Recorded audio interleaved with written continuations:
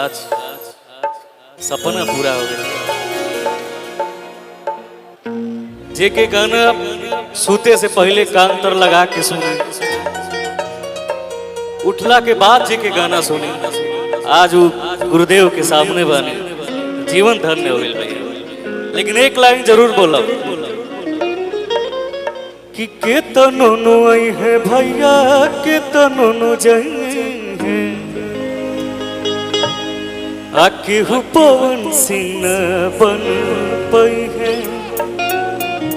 सरस्वती पुत्र हवन भैया हमार हो, आइन का खानी न केहू गई है। आवाज इनकर भोजपुरी लासिन हो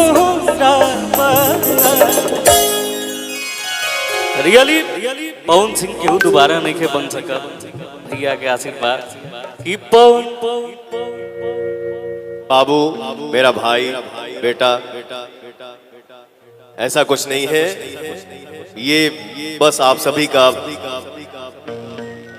प्यार है, लगाव है, दुलार है।